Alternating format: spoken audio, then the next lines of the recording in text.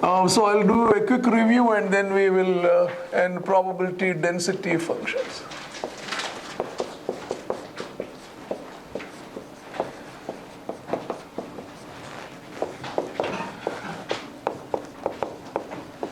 So the notation is you use capital letters here. Sometimes you also use the term CDF, standing for cumulative distribution function. Cumulative, you'll see why. And this is, unfortunately, both are PDF. So one I will use capital. So what's a distribution function? Remember, as I said, a random phenomena, so it gets mapped onto x-axis. So the question is, if you pick up some x or x1, so under psi1 gets mapped onto x1, x2. So if you pick up x1, the question is, what is the likelihood that something has happened here? So what is the probability that the random variable has occurred before this value, right? In other words, what is the likelihood that something has happened here? So this is a probability. So this is non-negative function, and it's a function of small x. So I'm going to make this notation. So whatever it is, it's a function of x because we are simply, and it is also clear that if I take some x1 here, we will have some value fx of x1, which will be the likelihood of something happening here. If I take an x2 here, corresponding to that there will be an fx of x2, but that will be the probability of something happening here, right, before x2. So remember, this is the probability of x less than or equal to x2, something occurring. This is the probability of x, the random variable happening before x1. So listening to me, both are numerical values, right? It's a probability. So which value is larger? Anyone? All right, so I'm going to show that this is larger, you are right. So the way we prove it is like this. But remember, the likelihood of something happening here is the same as something happening here. And right, so this is just a set theory thing, right? Things, whatever is happening here, I can split it as things happening here and things happening here. But these two, when things are happening here, these two are mutually exclusive regions. So we notice that these two are, both of them are events, right? Because things happen here, then you collect them, that will give you an event. This is an event. The union of these two events gives you the big event. Each event has a probability. So when I take probability here, we can use axiom number 3. Because these two are mutually exclusive. So that's the sum of the probabilities. So that's probability of x less than or equal to x1 plus probability of, but this is fx of x1 and this is fx of x1, right? This is x2. This is fx of x1, but this is fx of x2. So we have the relation that probability of x, so this is a good relation to have. What is the likelihood that something will happen in this region? So what is the likelihood? This is x1, this is x2. So we can write it in terms of the distribution function. So that's one property. And this is non-negative because this is greater than this. So you can see this is this plus some other positive probability. Both being positive, fx of x2 is greater than fx of x1, right? So that is a useful identity. Then I also introduced the density function as the derivative of the distribution function. So that once you know the distribution function, you can take its derivative. And I showed you last time, if you write it as a limit, that's a non-negative function. First of all, so if you want to draw it, this is sort of has this property, right? It goes up, it never comes back because the value here is always greater than or equal to the value here. So it has to go up, but it can jump up. It cannot jump down. So this is certainly the nature of any distribution function. And I also showed last time that it starts at 0 and ends at 1, being a probability. So this function lives between 0 and 1. And if you write this as fx of x plus delta x minus fx of x over delta x, this is the definition for derivative. So this being greater than this is non-negative, this is non-negative, provided delta x is non-negative. So this property is true. So if this is the derivative of this, then this must be the integral of that, right, from simple calculus. So we can write fx of x naught as the integral of fx of x dx.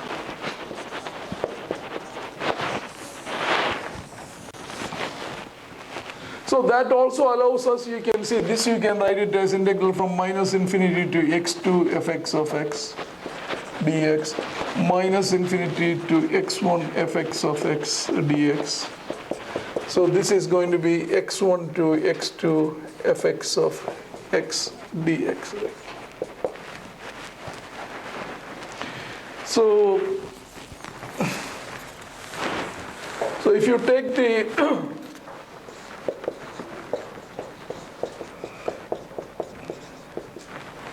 so we can write this as x1 to x2 fx x dx. So if you want a pictorial representation, you take the derivative of this. Remember, this function will be non-negative. And we also saw that fx of plus infinity is 1. So you also have this property, right? The area under this function is 1. So that's why we call it a density function. Remember, that comes from, you put plus infinity here. Fx of plus infinity is 1. So the area. So whatever it is, this area is 1. Now we have one more interpretation. The probability that the random variable will occur somewhere here, that probability is given by simply the area under this function. So that's the physical meaning of a density function. Remember, this is a quick review of what we did the last time. So of course, if this function peaks here, if this area is larger than this area, that means it is more likely that things will happen here than here, etc. So if you have a density function which is sort of like this, and if I take a region of width delta here, or a region of width delta here, this is the area here, this is the area here. So according to this, look at here. The probability that the random variable will occur somewhere x1 to x2. Let's say x2 is x1 plus delta. So if you take it at two regions of width delta, this gives you the probability. So from the graph, it looks like this is a larger number compared to this. So we say that consequently, if you perform this experiment, things are likely to happen here than here, because more. So that's the physical meaning of this graph.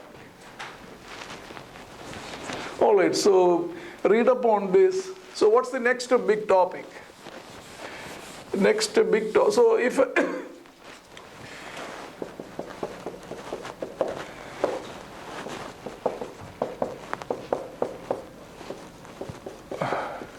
anyone, is this a density function? So you should know, this says k sin x. So how does the graph come? Anyone? Sin x graph, you know how? So what is it? Is this a density function? Yes or no? No. Why? Sin x goes like this. Huh? Because this is like this. So in this region, the function is negative, right? So suppose I do this. Then is that a density function? Yes. For a proper value of k. So let's plot this. How will that look like? Anyone? So that will be this graph, right? This is the graph. So this, you should be able to do this. So this is minus pi by 2 to pi by 2. Then how will you find out k? Anyone? 1 over? No. I mean, the area is 1, right? But you notice that these two areas are the same. So the whole area is 2 times the area from 0 to pi by 2 of sine x. And how much is this? Anybody? All right, so this is cos x over x, 0 to pi by 2, right? Is it? Or what did I do wrong? Negative, right? Yeah. So that's 1, you're right. So this is 2, so there is a k here, 2 times k. So this should be equal to 1, k is half, right? So etc.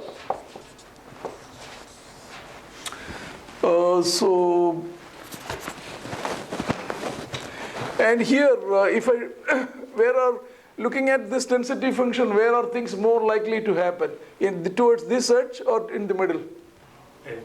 Yeah, because if you take a small region here, and if you take a same region here, the area here is much smaller than this, right? So you could say things happening at the edge are much more likely for this random variable, etc. So that's the usefulness of the density function.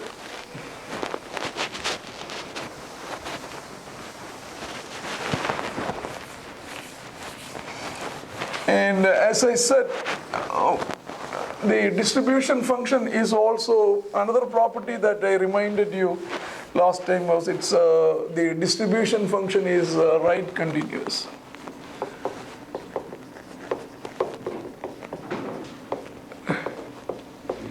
So that means that at any point fx naught and its right limit are the same. This is what we mean by right continuity.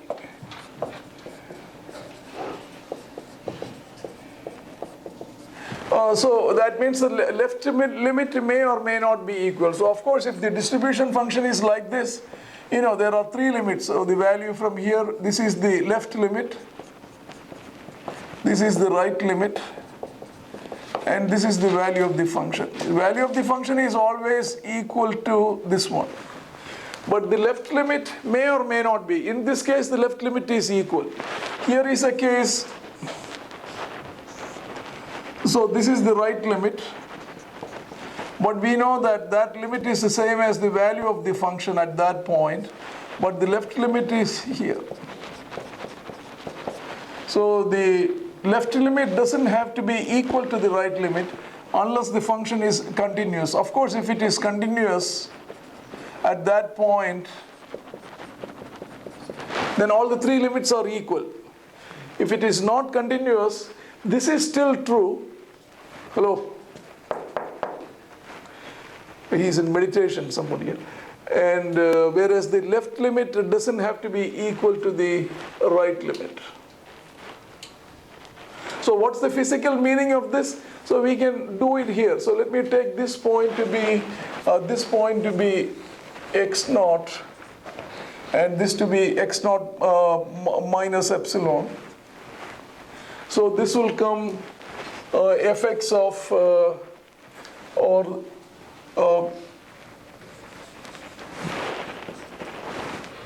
so fx of x naught minus fx of x naught minus epsilon.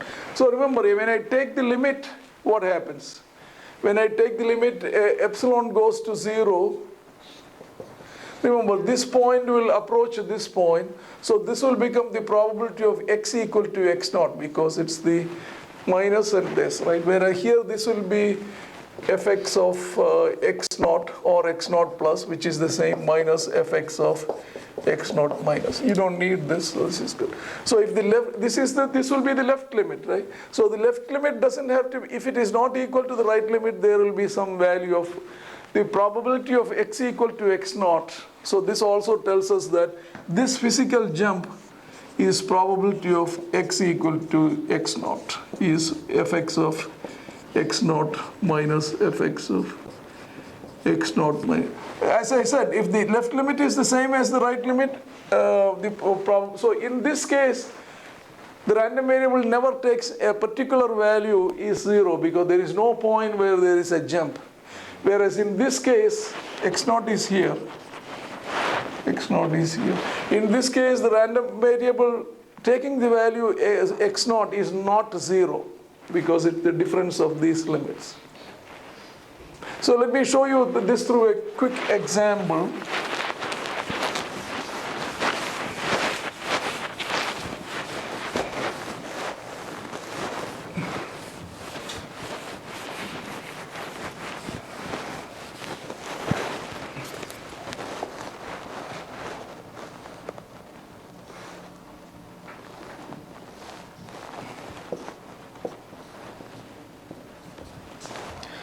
So this is fxx.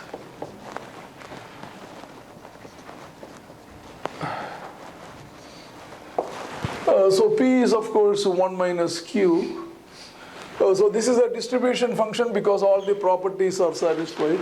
If I take the derivative, of course I get two impulses, q and p. So that's the density function.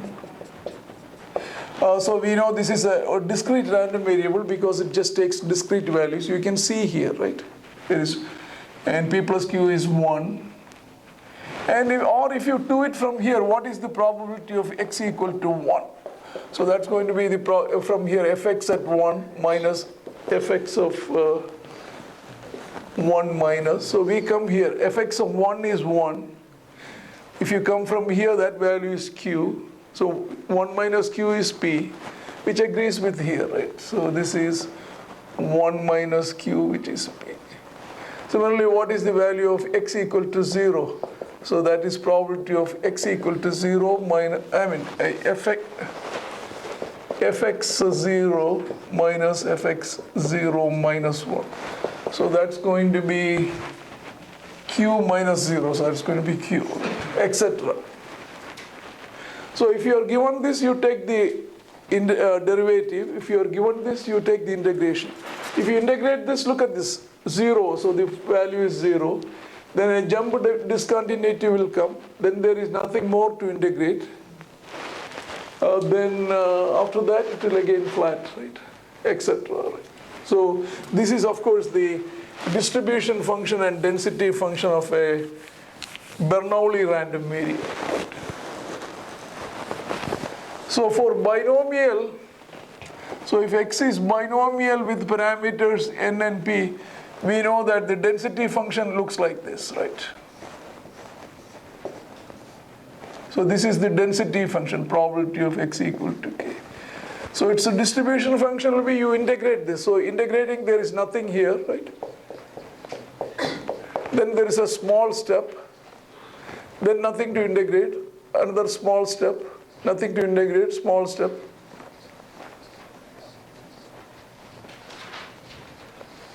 It will come up like this. How many steps, how many values are here? So n steps, but the step heights are different. So if this is p0, p1, you can draw a better picture, p2, pn. This first height will be p0, the last will be pn, etc. But p0 through pn adds up to 1, so the final height will be 1.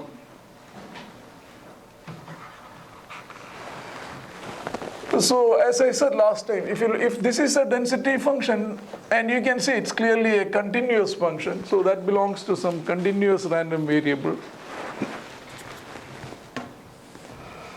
And it looks like the bell-shaped curve. So I gave you the exact expression. So this thing peaks at, so this is peaks around mu, some value, I'm going to call it mu. And I'll explain all these other parameters later. Because you can see I can draw another bell-shaped curve, which is like this. Right, so one parameter is mu, so you need one more parameter to adjust the how fat or skinny it is, right? So that's the second parameter. So this is a density function. It's called Gaussian. Again, you will see the reasons. So what is its meaning? It's in this one qualitatively we can say most of the action must be in this region because that area is largest, right? So looking at the density function, you know where things are likely to happen. So you say that most of the action is going to happen around this value, whatever is this value, because this area is larger than this area. So if I take a segment of some width delta, And if I take the same segment of width, the delta here, clearly you can see this area is much smaller than this. So things happening here or here is more likely, it is more likely because this probability is more in value. So that's the meaning of density function. Its integration gives you the distribution function. You can work with either one of them. Any questions? So the question is now what? So now we are going to look at something called a transformation of random variables.